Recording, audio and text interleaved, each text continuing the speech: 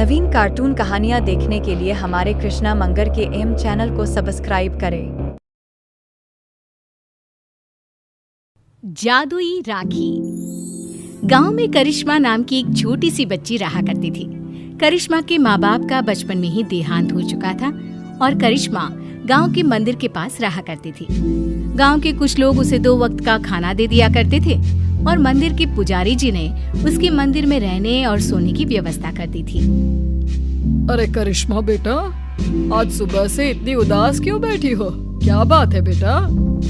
कोई बात नहीं काका, रक्षाबंधन का त्योहार आ रहा है। सब लोग अपने भाई को राखी बांधेंगे, लेकिन मैं तो दुनिया में बिल्कुल अकेली हूँ। अरे बेटा, चिंता क्यों करती हो?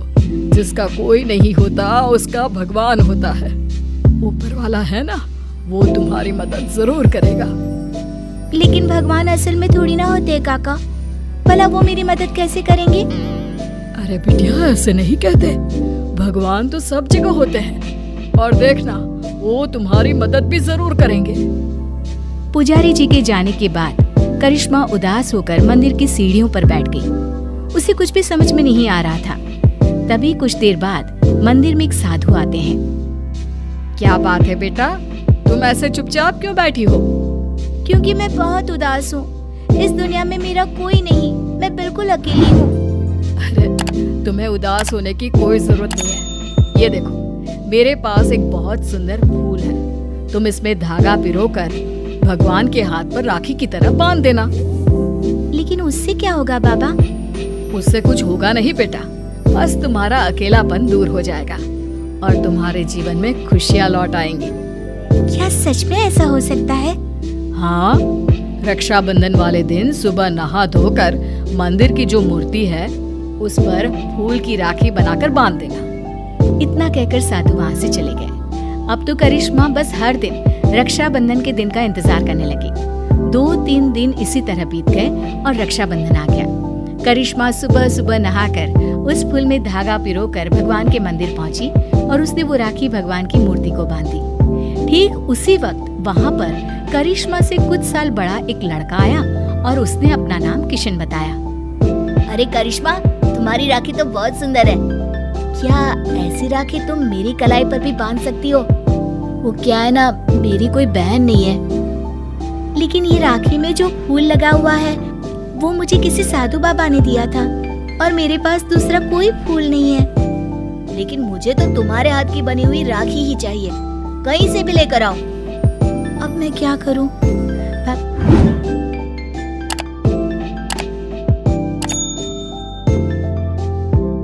भगवान ने बड़ी मुश्किल से मेरे जीवन में किसी को भेजा है। अगर मैंने किशन को राखी नहीं बांधी तो वो नाराज होकर चला जाएगा।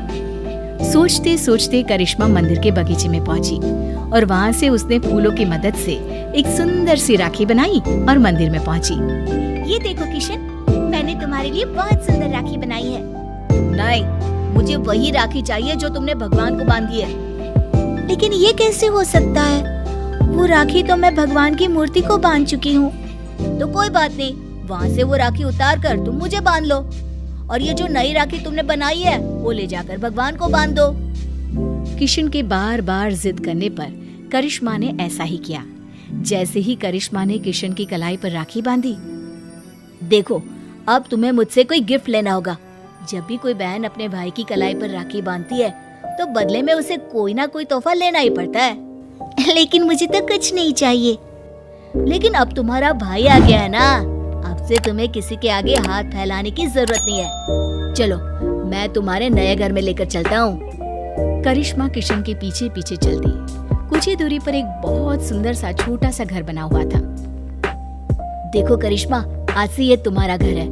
ये समझ लो कि तुम्हारे भाई ने तुम्हें रक्षाबंधन का तोहफा दिया है। ये घर तो बहुत सुंदर है, मैं यहाँ पर रह सकती हूँ? हाँ, बिल्कुल रह सकती हो। इतना कहकर किशन वहाँ से चला जाता है और करिश्मा अपने घर में रहने लगती है। उस घर में खाने पीने की सारी चीजें थी। करिश्मा बहुत खुश थी और गांव के लोग भी खुश थे। करिश्मा को रहने के लिए एक जगह जो मिल गई। कुछ दिनों के बाद किशन करिश्मा के घर आता है। देखो करिश्मा, ये तो जादू हो गया। तुम्हारी बनाई हुई राखी तो सोने के कंगन में बदल गई। लेकिन ऐसा कैसे हो सकता है? मैंने जो राखी बांधी थी वो तो एक साधारण सा फूल था। नहीं करिश्मा, वो कोई साधारण फूल नहीं था। अगर ऐसा होता तो वो सोने का कंगन नहीं बन जाता। लगता है ये साधु बाबा का ही जादू है। उन्होंने ही मुझे वो जादुई राखी दी थी। लेकिन मैं सोने के कंगन का क्या करूँगा? तुम इसे अपने पास रख लो, ये मेरे किसी काम का नहीं। किशन वो सोने का कंगन करिश्मा को देकर वापस चला जाता है।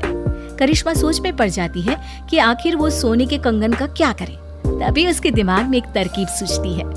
करिश्मा सोने की कंगन को बेचकर पैसे ले आती है और उन पैसों से उसने राखी बनाने का सामान खरीद लिया।